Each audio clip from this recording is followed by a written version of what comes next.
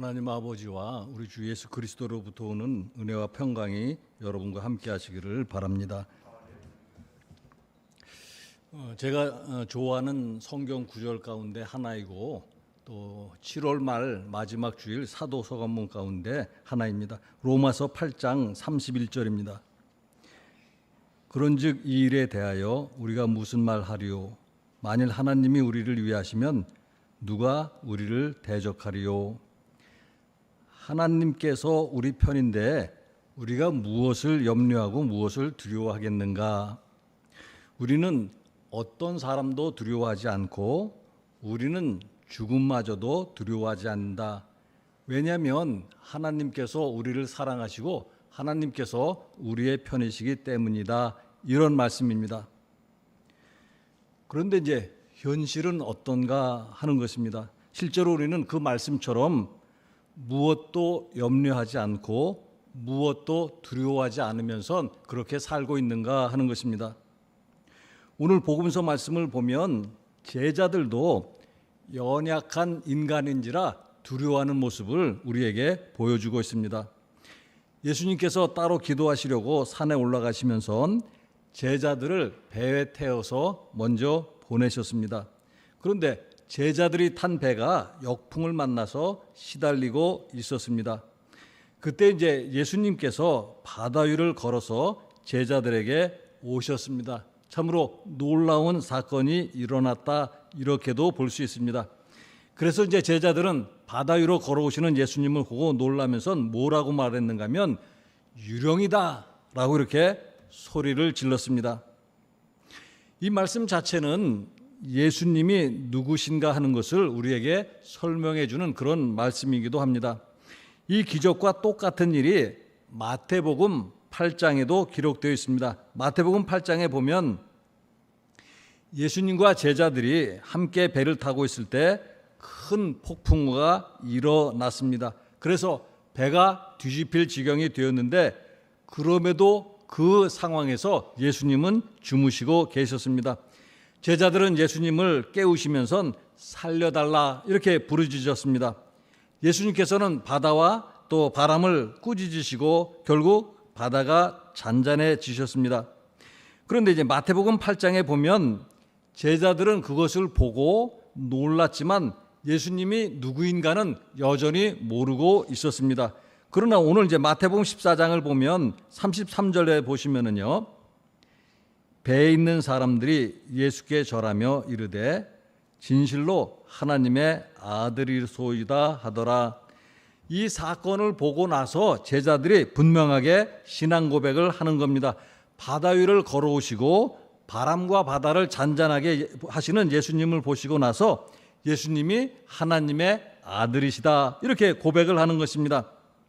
그래서 앞에서 말씀드린 처럼 이 말씀은 예수님이 누구신가 하는 것을 우리에게 말씀해 주기도 하지만 한편으로 또 다르게 보면 신앙이 무엇인가 하는 것도 이 말씀 속에서 우리가 한번 볼 수가 있습니다.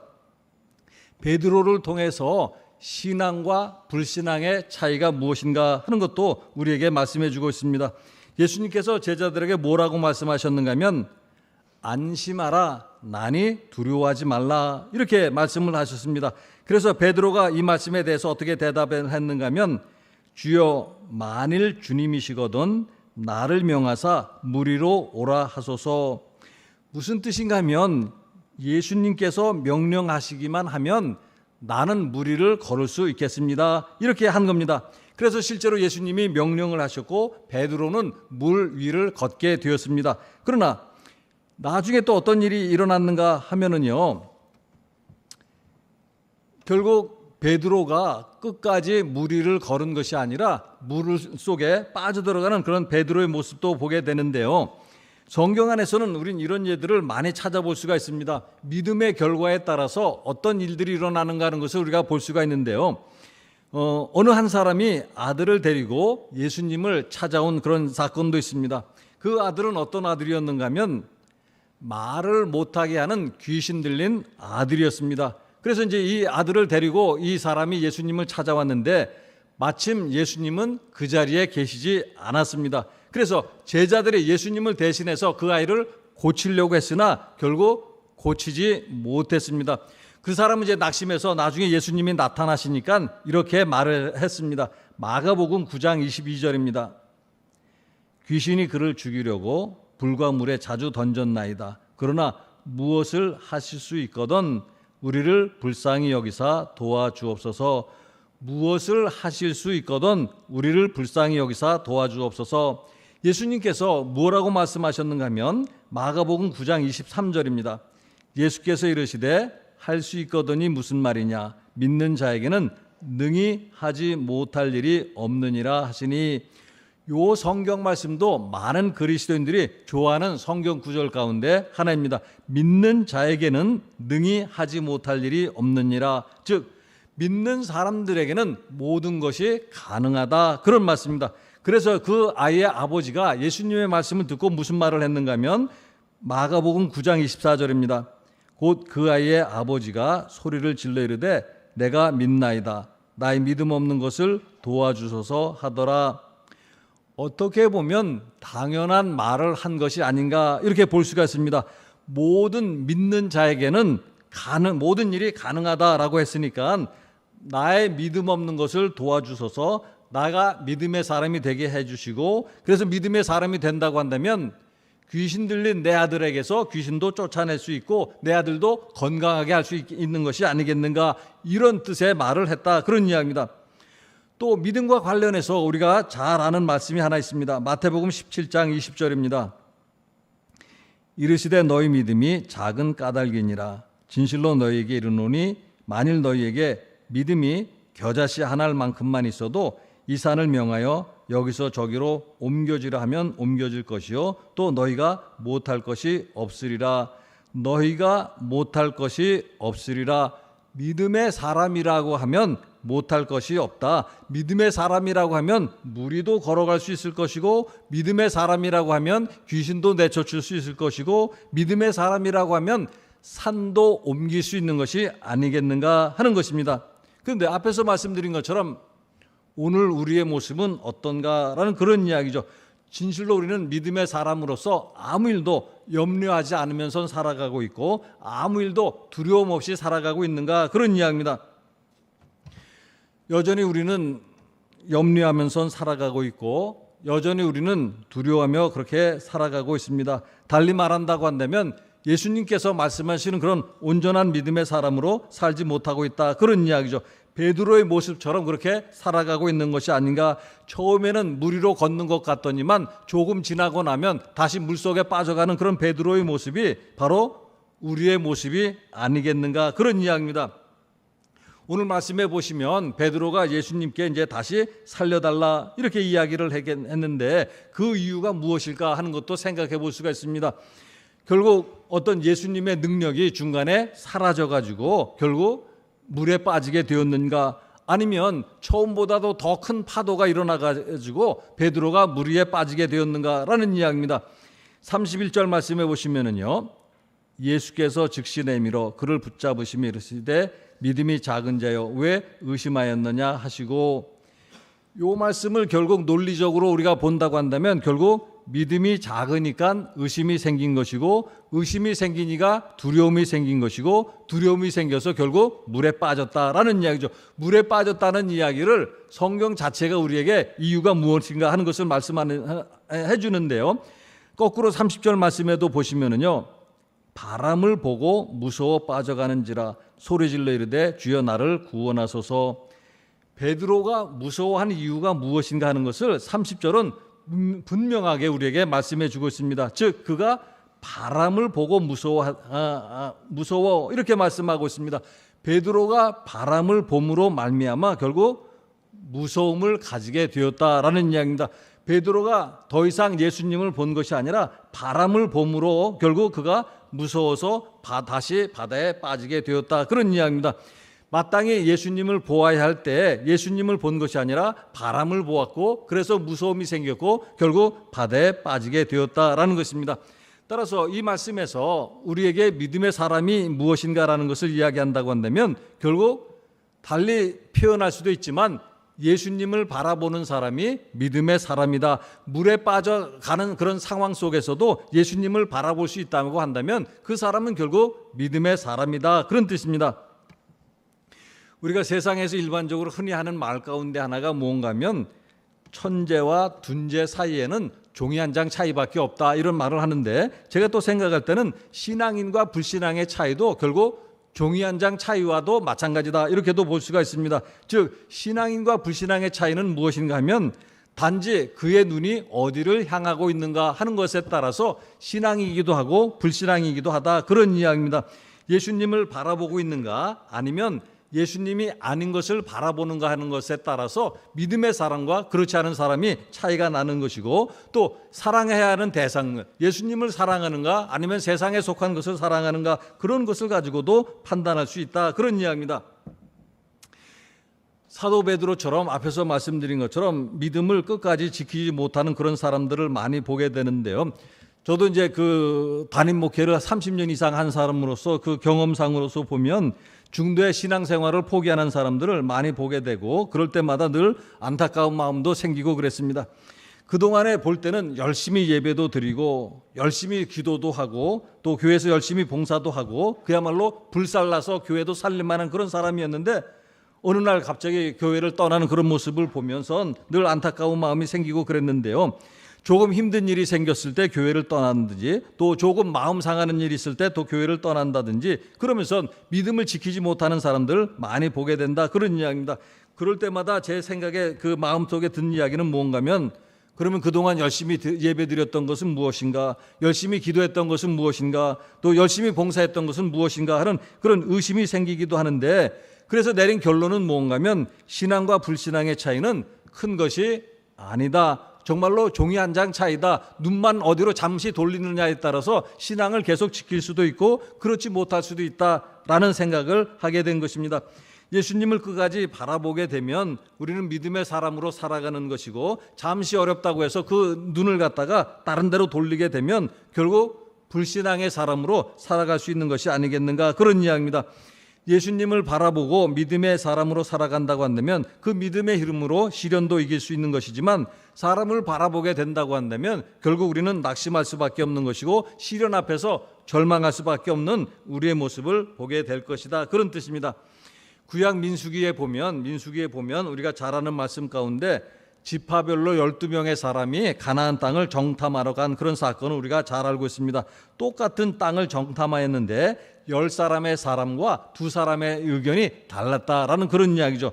여호수아와 갈렙은 어떻게 말을 했는가 하면, 이제 우리가 올라가서 저 가나안 땅을 우리가 공격합시다, 이렇게 이야기를 했고, 그럼 나머지 10사람은 또 어떻게 이야기했는가 하면, 올라가지 맙시다, 올라갔다가는 우리가 다 죽을 것입니다 라고 말을 했습니다. 그러면 그 차이가 무엇이겠는가 하는 이야기입니다. 2사람은 그동안 하나님의 능력을 보았고 끝까지 하나님을 바라보았지만 10사람은 그렇지 못했다라는 이야기죠. 똑같이 그동안에 많은 하나님의 능력을 경험했지만 10사람은 중요한 순간에 가서 하나님을 바라본 것이 아니라 그 땅에 살고 있는 거인들을 바라보았다, 그런 이야기죠. 그래서 하나님께서 베풀어 주신 은혜를 잊어버리고 하나님의 능력도 잊어버리고 단지 거인들만 보면서 이제 우리가 저기 올라갔다가는 이제 죽게 되었구나, 그런 생각을 가지게 되었다, 그런 이야기입니다.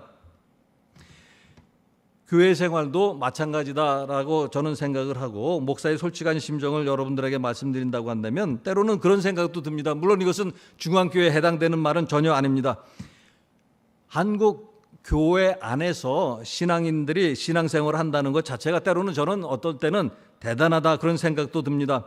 왜냐하면 한국 교회 목사들의 수준이 정말로 상식 이하인 경우가 너무나도 많습니다. 목사들의 수준이 평신도보다 못한 것은 물론이고 세상 사람들보다도 못한 경우를 많이 목격하고 있기 때문입니다. 이미 잘 알려진 사실이지만 교단 총회장이 상습 도박을 해가지고 교단에 큰 손실을 끼친 그런 사건도 우리가 들었고, 또 교단 총회장이 양치기 소년처럼 거짓말을 밥 먹듯이 하는 것도 우리가 보았고, 또 돈을 주고 가짜 박사 학위를 받고 호텔에서 축하 예배도 드리고 주보에는 버젓이 박사라고 기록하는 그런 뉴스도 우리가 들었고, 최근에는 아주 유명한 청소년 부흥사가 상습적으로 미성년자를 성추행한 그런 뉴스도 들었습니다.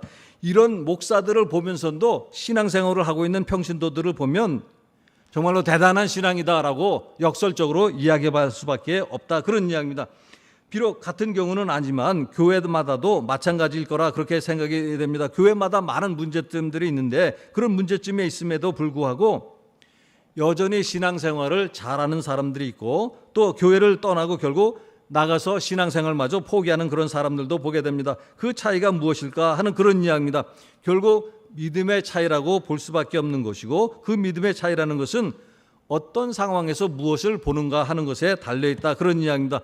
교회 안에서 어떤 문제가 생겼을 때에도 여전히 예수님을 바라보는 사람이 있는가 하면, 교회 안에서 어떤 문제가 생겼을 때 단순하게 사람만 보는 사람들이 있다, 그런 이야기죠. 그러나 사람만 보는 사람들의 결국은 무엇인가 하면 낙심하는 것이고 교회를 떠나는 것이고 결국 믿음마저도 포기하는 경우도 생기는 것이다, 그런 이야기입니다. 따라서 사람 보고 신앙생활하고 또 세상 보고 신앙생활하게 되면 우리는 신앙생활에 실패할 수밖에 없다, 그런 이야기입니다. 저보다도 여러분들이 더 잘 아는 것은 우리가 살고 있는 이 세상은 얼마나 악하고 더러운 세상인가, 그런 이야기죠. 또 사람답지 못한 그런 사람들 모습을 얼마나 많이 우리가 세상에서 경험하는가, 그런 이야기입니다. 로마서 12장 2절에는요 이런 말씀이 있습니다. 너희는 이 세대를 본받지 말고 오직 마음을 새롭게 함으로 변화를 받아 하나님의 선하시고 기뻐하시고 온전하신 뜻이 무엇인지 분별을 하도록 하라. 이 세대를 본받지 않아야 되는데 그것이 쉬운 일이겠는가? 마음을 새롭게 하여 변화를 받아야 되는데 우리의 마음이 변화된다는 것이 그렇게 쉬운 일인가? 결국 그것은 믿음의 생활을 통해서 가능한 일이다, 그런 이야기죠. 그리고 그 믿음은 우리의 것이기도 하지만 결국 하나님께서 은혜를 베풀어 주셔서 우리에게 주시는 것이다, 그런 이야기입니다. 따라서 오늘 말씀으로 다시 돌아서 가서 보시면은요, 베드로가 물에 빠져서 죽게 되었고 그래서 결국 하나님 예수님께 구원을 청하는데 뭐라고 말씀하시는가 하면 주여 나를 구원하소서, 주여 나를 구원하소서. 그래서 결국 그는 물에 빠져 있다가 결국 예수님의 도움으로 다시 배에 올라갈 수 있었다라는 사실을 우리에게 말씀해 주고 있습니다. 신앙생활을 한다는 것은 결코 현실을 외면하면서 살라 그런 뜻도 아니고요. 신앙생활을 한다고 해서 결코 우리가 역풍을 만나지 않을 것이다 라는 말씀도 아닙니다. 중요한 것은 역풍을 만났을 때 무엇을 바라보고 무엇을 의지할 수 있는가, 역풍을 만났을 때도 예수님을 바라보고 예수님을 의지해야 되는 것이 아닌가 하는 것을 우리에게 말씀해 주고 있습니다. 특별히 믿음이 흔들리고 여러 고난 중에 있다라고 생각할수록 더욱더 우리의 눈은 예수님에게 고정되어 있어야만 할 것이고 예수님을 의지해야 할 것이고, 그래서 베드로가 기도한 것처럼 주여 나를 구원하소서라고 기도해야 될 것이고, 아이의 아버지가 기도한 것처럼 주여 믿음이 부족한 저를 도와주소서 이렇게 기도해야 될 것입니다. 그래서 우리가 그렇게 기도하게 된다고 한다면 결국 주님은 능력 가운데 우리를 붙잡아 주실 것이고, 그래서 주님의 말씀은 결국 헛된 것이 아니다라는 것을 우리가 깨달으면서 경험하면서 신앙생활을 하게 될 것입니다. 그래서 베드로 오늘 성경이 우리에게 말씀해 주신 것처럼 주님은 결국 하나님의 아들이심 우리가 고백하고 경험하며 살아가는 우리의 모습이 다 될 것임을 오늘 말씀 우리에게 가르쳐 주시고 있습니다. 같이 기도하겠습니다. 사랑의 하나님 아버지, 저희들에게 믿음을 주시고 또 믿음을 더하여 주시고 믿음을 지켜주셔서 저희들이 어떤 상황 속에서 어떤 고난을 당한다 할지라도 주님을 끝까지 바라보게 하시고 주님 의지하게 하여 주시고, 그래서 하나님 신실하시고 하나님 말씀이 헛되지 않음을 경험하며 살아가게 하여 주시고, 그래서 그 믿음을 가지고 환난을 이기고 그 믿음 속에서 늘 주님께 충성하며 살아갈 수 있는 저희가 다 되게 하여 주시옵소서. 감사드리며 우리 주 예수 그리스도의 이름으로 기도드리옵나이다. 아멘.